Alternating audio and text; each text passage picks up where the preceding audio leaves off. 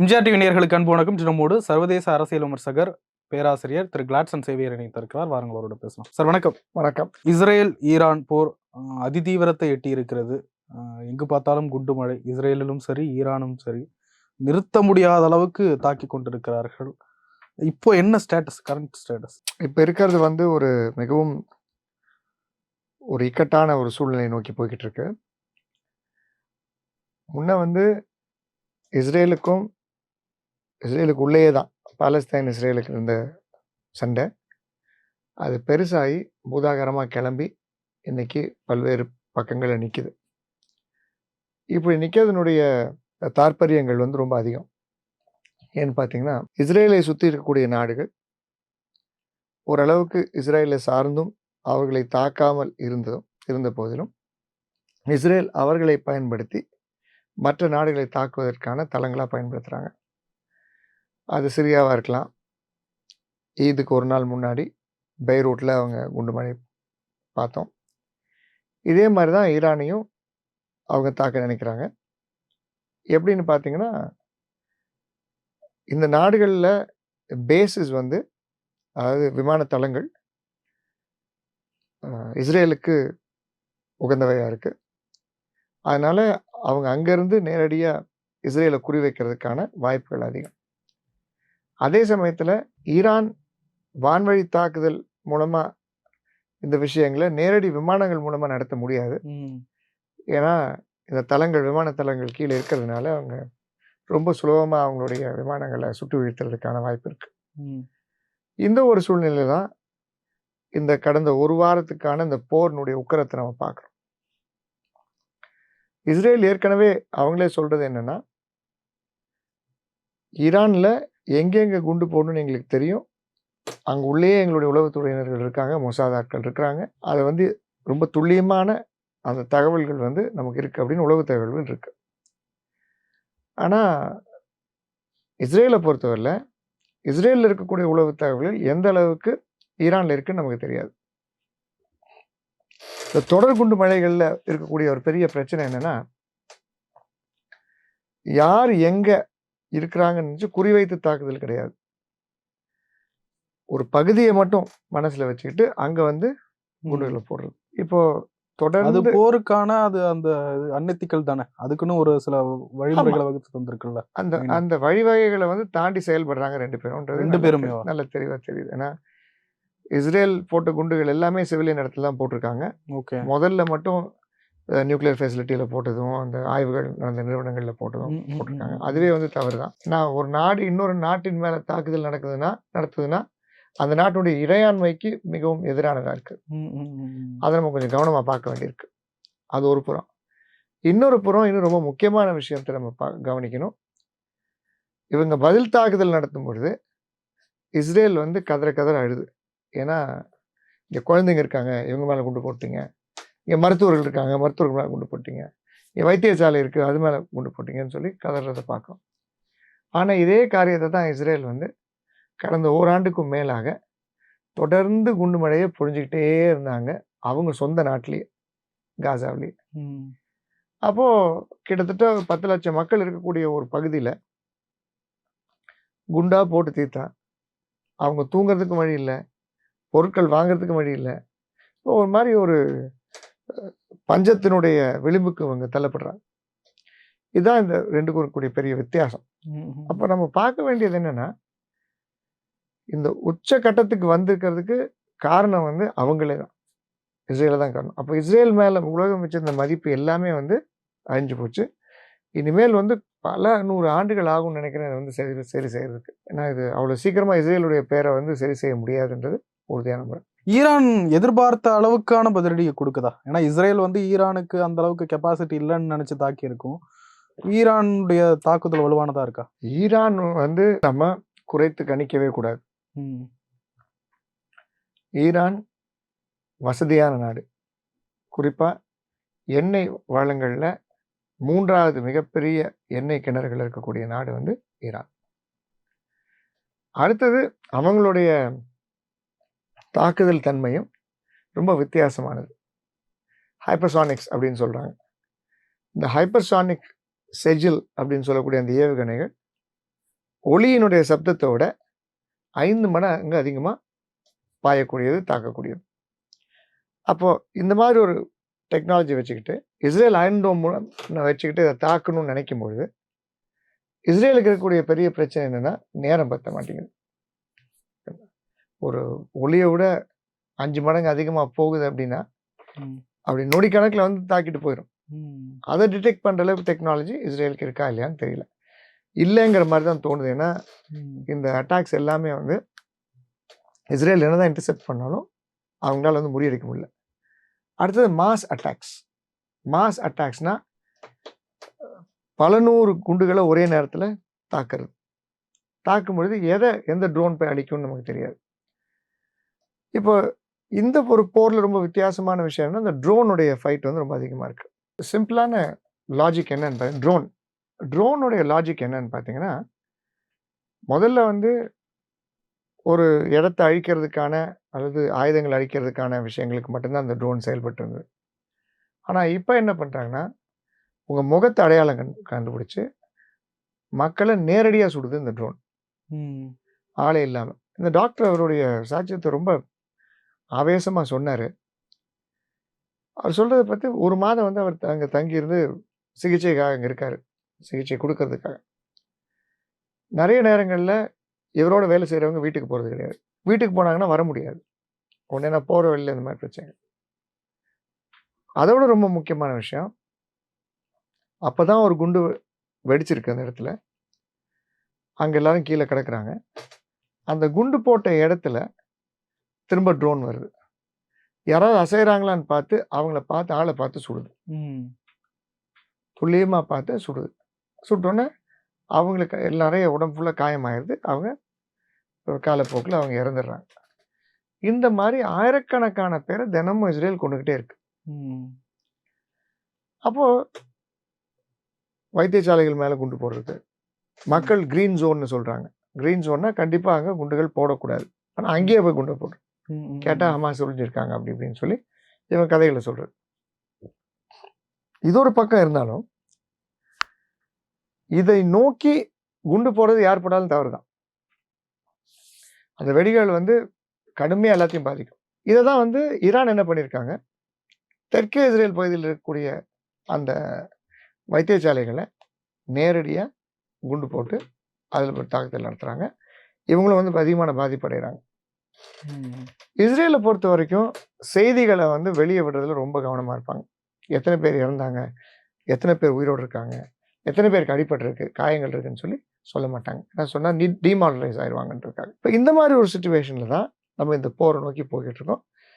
இப்போது Donald Trump வந்து திரும்பவும் கனடாவிலேருந்து அமெரிக்காவுக்கு வந்துட்டார்.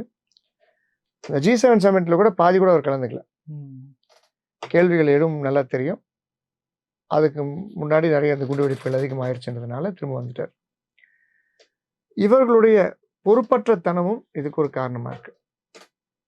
ஏன்னா வளர்ந்த நாடுகள் இஸ்ரேல் மாதிரி ஒரு நாட்டை வந்து ஊக்குவிக்கணுங்கிறதுக்காக நிறைய பணத்தையும் ஆயுதங்களையும் கொடுத்துக்கிட்டே இருக்காங்க.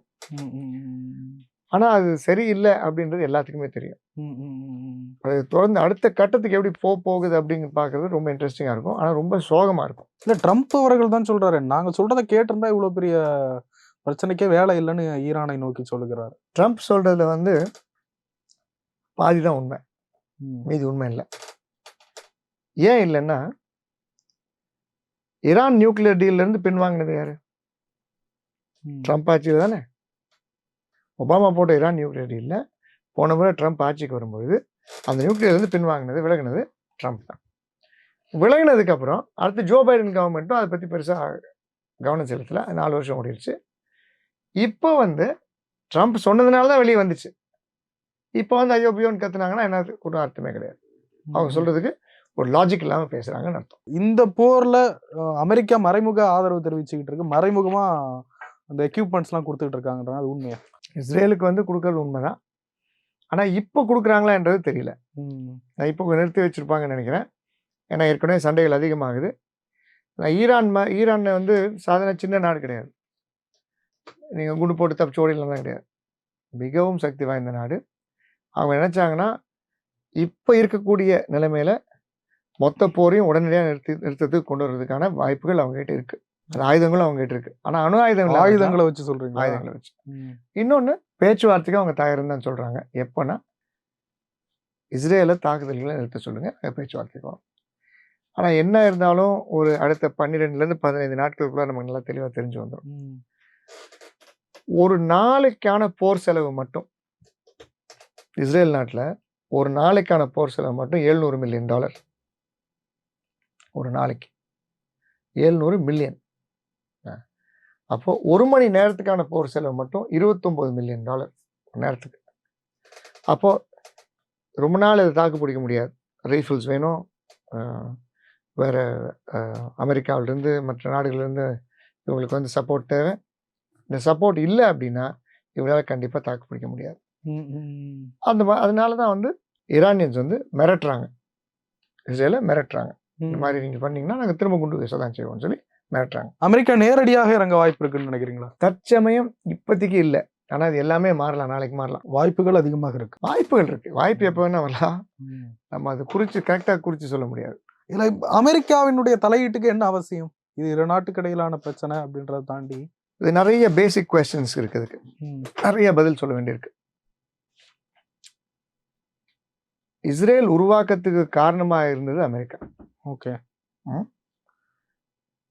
இஸ்ரேலியர்கள், குறிப்பா யூதர்கள், மிகப்பெரிய செல்வந்தர்கள் இருக்கிற நாடு அமெரிக்கா. ஸோ அமெரிக்க பொருளாதாரத்தை வந்து அவங்க கட்டி பிடிச்சிக்கிட்டு இருக்கிறது இவங்கனால. இது ஒரு பக்கம் இருந்தாலும் இன்னொரு பக்கம் இஸ்ரேல் அப்படிங்கிற அந்த நாடு உருவானதிலிருந்து ஒரு மூத்த சகோதரன் மாதிரி கூடவே இருந்து வளர்த்து வர்றதுதான் அமெரிக்கா.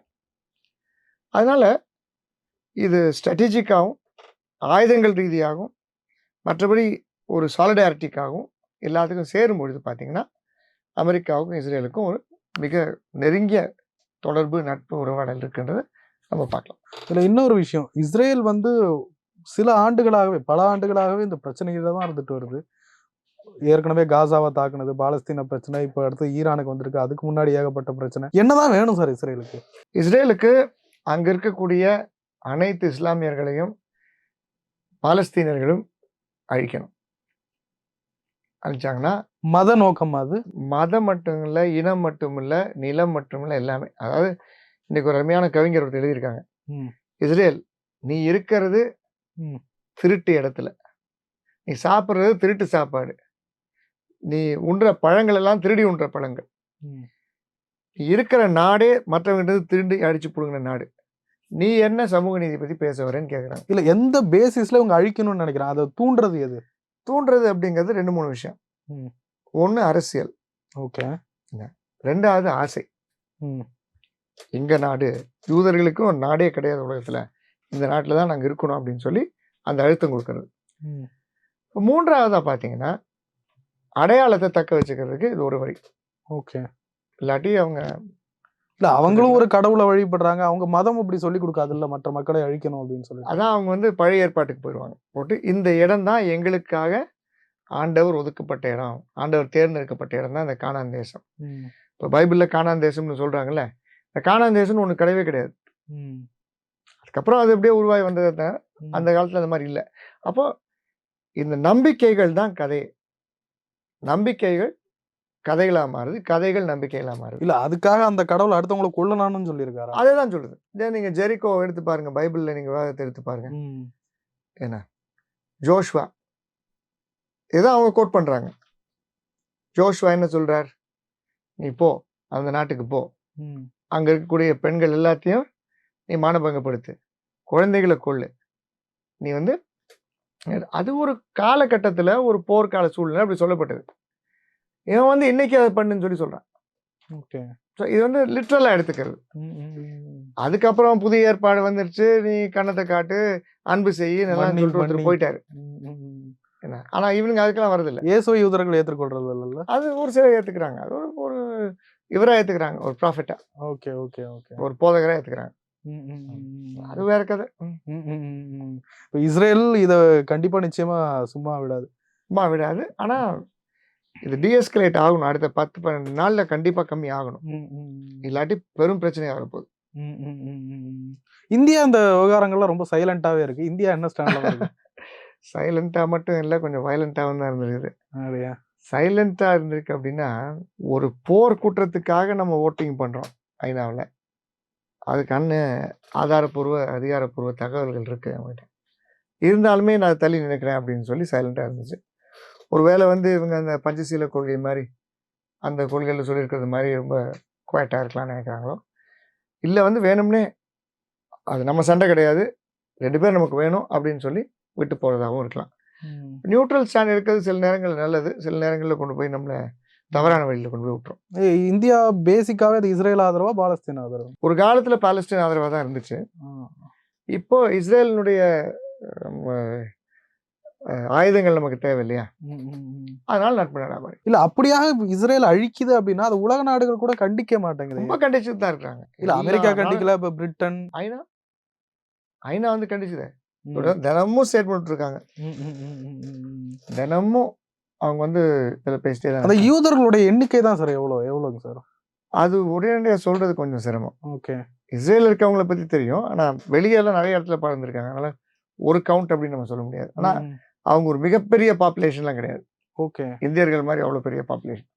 பட் அந்த சின்ன பாப்புலேஷன் எப்படி சர்வதேச அளவுல பெரிய விஷயங்கள்ல இன்வெஸ்ட்மெண்ட் இன் டெக்னாலஜி பின்னாடி உங்களுக்கு ஒரு இந்த இது பார்த்துருப்பீங்க இல்லையா, ஒரு கரடி கதை ஒன்று இருக்கு. ஒரு கரடி ஒரு ஆற்றுல தண்ணி குடிச்சிட்டு இருக்கும். அப்போ என்ன ஆகும், ஒரு சிறுத்தை இந்த சின்ன கரடி குட்டியை துரத்த ஆரம்பிக்கும். இந்த கரடி குட்டி ரொம்ப கஷ்டப்பட்டு ஓடும். இந்த சிறுத்தையும் எல்லா பக்கமும் துரத்திட்டு வரும். அப்புறம் ஒரு இடத்துல ரொம்ப தாகமாக இருக்கும் இந்த கரடிக்கு, நின்று கொஞ்சம் தண்ணி குடிச்சிட்டு போயிடலாம் சொல்லி அப்படி நிற்கும். அந்த சிறுத்தை தூரத்துலேருந்து பார்த்துட்டு இருக்கு, அட்டாக் பண்ண பக்கத்தில் வரும். பக்கத்தில் வந்தோடனே இந்த கரடி குட்டி அப்படி எந்திரிச்சு 2 கால் அப்படி நிற்கும். அப்படி நின்ன உடனே என்ன ஆகும், இந்த சிறுத்தை உடனே பயந்து ஓடிடும். இந்த கரடி நினச்சிக்கும், ஓகே பரவாயில்ல நம்ம எந்திரிச்சு நிற்கணும் போல் இருக்குன்னு. ஆனால் அதுக்கு பின்னாடி பார்த்தீங்கன்னா, அந்த கரடி அப்படி நிற்கிதுன்னா அதுக்கு பின்னாடி தாய் கரடி ஒரு மிக பெருசாக நின்று அப்படியே வேன்னு சத்தம் போடுது. அதை பார்த்து தான் அந்த மிருகம் ஓடிடுச்சு. இப்போ எதுக்கு சொல்ல வரேன்னா, இஸ்ரேல் ஒரு சின்ன ஒரு இயக்கவியலுக்குள்ளே இருக்கக்கூடிய ஒரு நாடாக இருந்ததுனால அதுக்கு அப்படியே ஒத்துழைப்பு கொடுக்கறது அமெரிக்கா. அப்போ இந்த ஒத்துழைப்பின் காரணமாக இவங்க கண்டிப்பா அமெரிக்காவின் ஒத்துழைப்புக்கும் அரசியல் காரணம்னால இல்ல மத காரணமும் இல்லை, அரசியல் காரணங்கள், மத காரணம், பெரும்பாலும் அரசியல். ஆனால் அமெரிக்காவில் இருக்கக்கூடிய யூதர்கள் நிறைய பேர் அமெரிக்கா இதுக்கு இஸ்ரேலுக்கு சப்போர்ட் பண்றாங்க. அது மத காரணங்கள். பொதுவாக அமெரிக்கா ட்ரெடிஷ்னலாகவே இவங்களோட தான் க்ளோஸாக இருந்திருக்காங்க. அது இப்போ இல்லை, பல்வேறு போர்களுக்கு முன்னாடி அப்படிதான் இருக்காங்க. இந்த அணு ஆயுத போருக்கு வாய்ப்பு இருக்குங்களா சார்? ஏன்னா அந்த அச்சுறுத்தல் அதிகமாக இருக்கிறதா சொல்றாங்க. இப்போதைக்கு அந்த மாதிரி ஒரு வாய்ப்பு இல்லை. டீஎஸ்கலேட் பண்ணி கொண்டு வந்துருவாங்க. ஈரான் கிட்ட அணு ஆயுதங்கள் இல்லைன்னு சொல்லிட்டாங்க, இன்ஸ்பெக்டர்ஸும் போயிட்டு வந்துட்டாங்க. ஆனால் இஸ்ரேல் கிட்ட இருக்கு. ஆனால் என்ன பிரச்சனை, நம்மக்கிட்ட பாகிஸ்தான் கிட்ட இருக்கு. ஈரான் பக்கத்தில் பாகிஸ்தானில் இது இருக்கு. அப்போ ஒரு பாகிஸ்தான் நினைச்சாங்க அப்படின்னா கண்டிப்பாக இந்த பிரச்சனையை ஒரு உச்சக்கட்டத்துக்கு கொண்டு போக முடியும். அதே சமயத்தில் ஈரானே தெளிவாக சொல்லி இல்லை நம்ம சகோதரத்துவம் பாராட்டுவோம், இனிமேல் சண்டை போட மாட்டோம்னு சொன்னாங்கன்னே ஒழிய இதுக்கு ஒரு பெரிய பிரச்சனை, இது போர் முடியாமல் தான் போகும், தீராமல் ஓடிக்கிட்டே இருக்கும். அப்படி உலக போரை நோக்கி கூட போக வாய்ப்பு இருக்கு. உலக போருக்கு போகுதா இல்லையான்னு தெரியல. ஆனால் இந்த போருக்கான இந்த தீ பொறிகளை கூட நம்மளால அமைத்து விட முடியாது. அவ்வளோ ஈஸியாக அதை நிற்காது, முடியாது. நிறைய விஷயங்களை பகிர்ந்து முடியும். ரொம்ப நன்றி. நன்றி.